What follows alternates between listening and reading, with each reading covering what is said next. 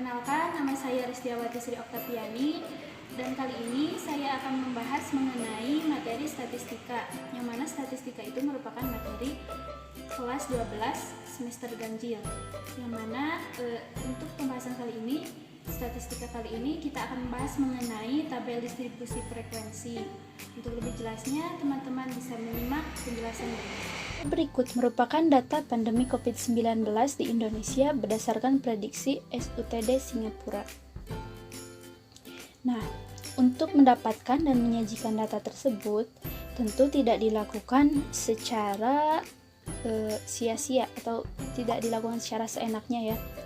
Tapi mereka harus menjalani beberapa tahap untuk menyajikan sebuah data yang akurat. Lalu, apa hubungannya dengan statistika?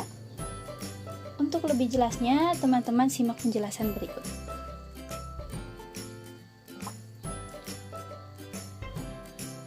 Statistika. Statistika adalah sebuah ilmu yang mempelajari bagaimana cara merencanakan, mengumpulkan, menganalisis, lalu menginterpresentasikan, dan akhirnya mempresentasikan data. Jadi, secara singkatnya, statistika merupakan ilmu yang berkaitan dengan data. Dan statistik adalah data itu sendiri, informasinya atau hasil penerapan algoritma statistika pada suatu data tersebut. Nah, jadi gambar tadi merupakan contoh hasil penerapan dari algoritma statistika, yang mana untuk mendapatkan sebuah data memang harus ada perencanaan, pengumpulan data, analisis data, penyajian data, dan sebagainya. Nah, jadi statistika itu memang sangat penting untuk kita pelajari.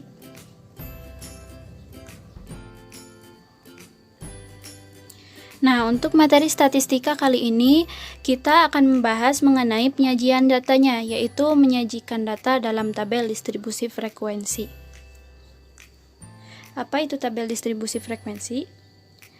Jadi, bila kita menjumpai sekumpulan data amatan dalam jumlah atau ukuran yang besar untuk dianalisis, ukuran data tersebut bisa kita sederhanakan dengan menentukan banyak nilai amatan yang sama.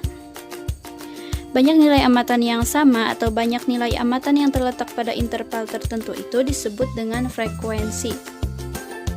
Nah, tabel distribusi frekuensi sendiri adalah tabel yang memuat nilai amatan bersama-sama dengan frekuensinya.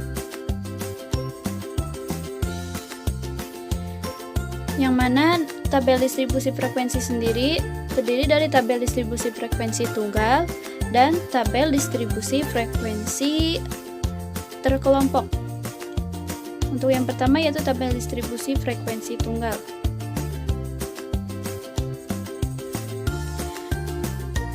Perhatikan hasil ujian semester dari 30 siswa. Nah, ini terdiri dari nilai-nilai dari 30 siswa. Bila kita sajikan seperti ini, kita akan sedikit kesulitan dalam menemukan data. Misal kita ingin mengetahui berapa banyak siswa yang mendapat nilai di atas 80. Kita harus mencari-cari terlebih dahulu data yang di atas 80 dan menghitungnya. Kita akan sedikit kesulitan. Nah, kalau kita cermati dari data tersebut, satu siswa mendapat 30, satu siswa mendapat nilai 40. Keterangan-keterangan tersebut akan lebih praktis apabila kita sajikan dalam bentuk tabel seperti berikut. Nah, bila kita sajikan seperti ini, kita akan lebih mudah untuk mengetahuinya. Misal tadi siswa yang mendapat nilai di atas 80, atas 80 yaitu 90. Kita bisa melihat dari banyaknya siswa atau frekuensinya. Ada 2 orang yang mendapatkan nilai di atas 80. Yang selanjutnya yaitu tabel distribusi frekuensi data terkelompok. Nah, jadi tabel ini digunakan untuk data yang jumlahnya lebih besar. Untuk data yang lebih besar, jika kita menggunakan tabel distribusi frekuensi data tunggal, akan kurang efektif akan lebih baik jika kita kelompokkan ke dalam beberapa kelas interval. Contoh, berikut distribusi frekuensi tinggi badan 100 siswa SMA XYZ. Nah, 100 itu adalah data yang banyak ya. Jadi, kita mengelompokkannya seperti berikut. Tinggi badan 60 sampai 62. Jadi 60, 61, 62 kita kelompokkan menjadi 60 sampai 62 dan seterusnya.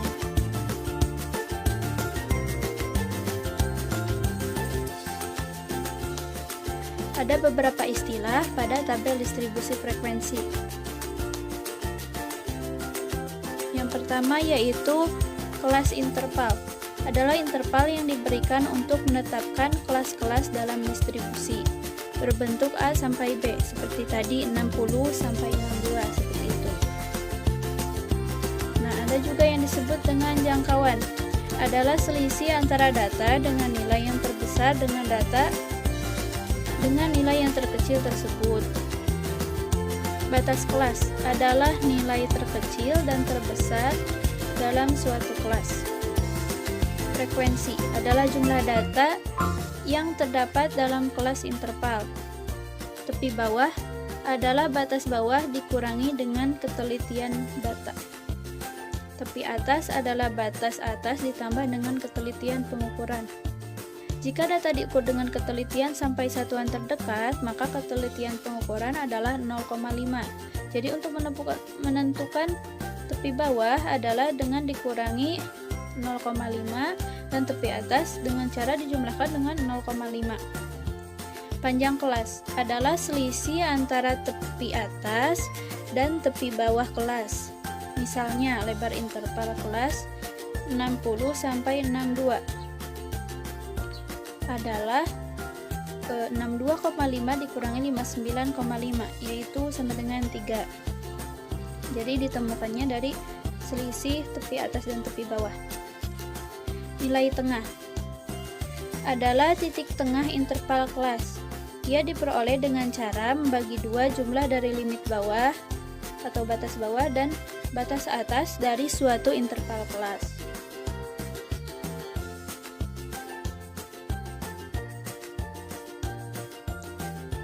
Nah, untuk membuat tabel distribusi frekuensi dibutuhkan langkah-langkah sebagai berikut,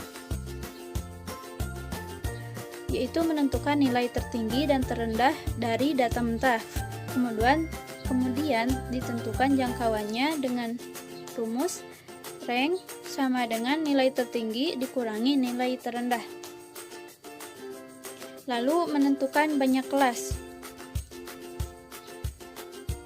Untuk menentukan banyak kelas sebenarnya banyak caranya, tetapi yang biasa digunakan yaitu dengan menggunakan rumus empiris Stargess. Nah, rumus ini efektif jika data lebih dari 30. Bisa menggunakan rumus ini, yaitu dengan K sama dengan 1 ditambah 3,3 log N, dengan N adalah banyaknya data. Yang mana ini mempunyai sifat upper selling ya, jadi bila hasilnya desimal akan selalu dibulatkan ke atas. Yang selanjutnya yaitu menentukan panjang kelas dengan rumus P sama dengan jangkauan per banyak kelas. Kelas-kelas bawah untuk menemukan batas kelas atas pertama dan selanjutnya.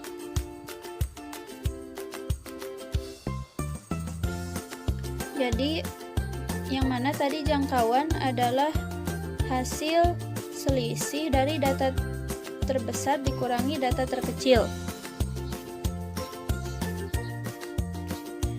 Yang selanjutnya yaitu menentukan tepi atas dengan batas bawah ditambah panjang kelas dikurangi 1. Lalu menentukan nilai tengah atau XI setiap kelas dengan XI sama dengan batas kelas bawah ditambah batas kelas atas dibagi 2. Selanjutnya yaitu menentukan frekuensi masing-masing kelas. Lebih memahaminya, perhatikan contoh berikut. Berikut nilai 80 siswa pada ujian akhir mata pelajaran matematika. Nah, langkah-langkah langkah untuk membuat tabel distribusi frekuensi dilakukan sebagai berikut.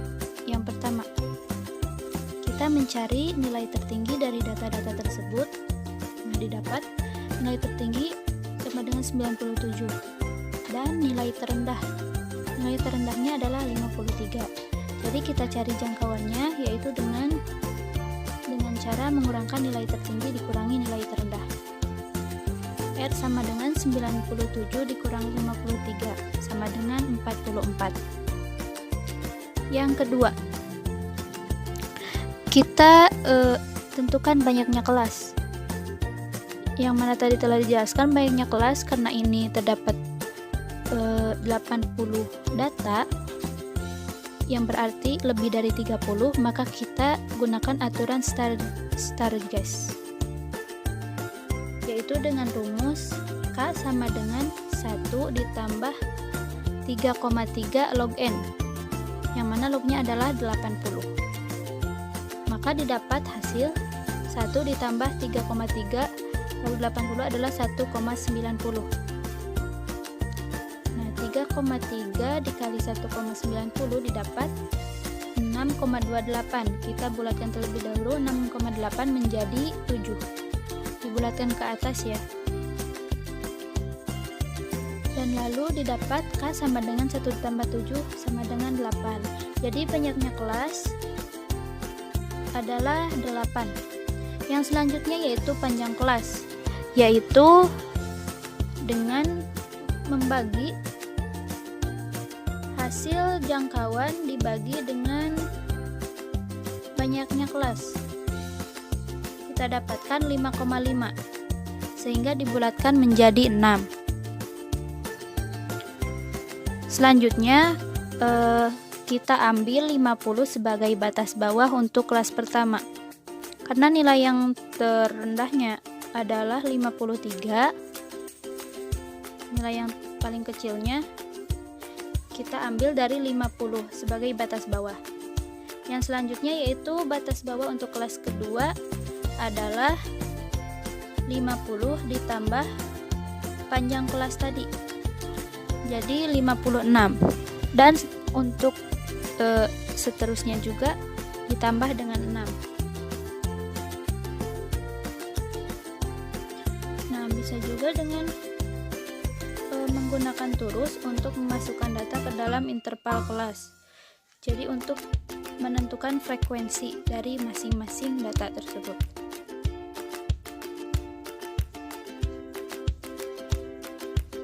Hasilnya akan seperti terlihat pada tabel berikut. Nah, kita dapat tadi kita mulai dari 50 sampai 55, yang mana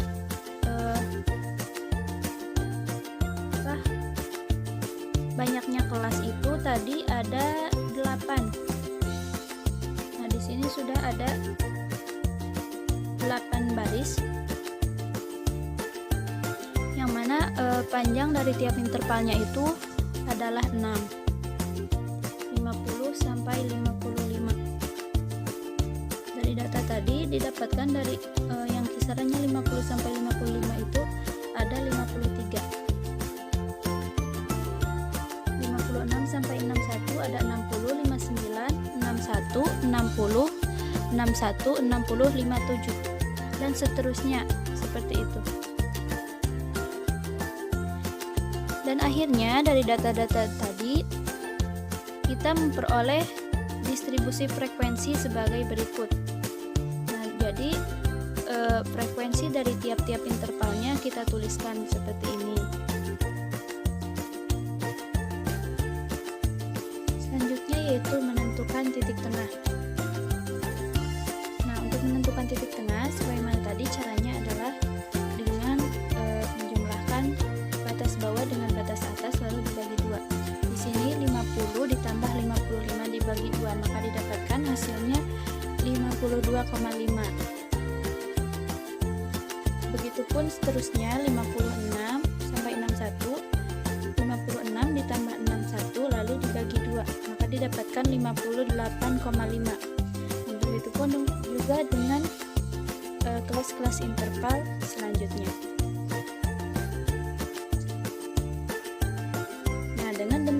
depan, kita peroleh tabel distribusi secara lengkap, yaitu kelas interval, frekuensi, dan titik tengah.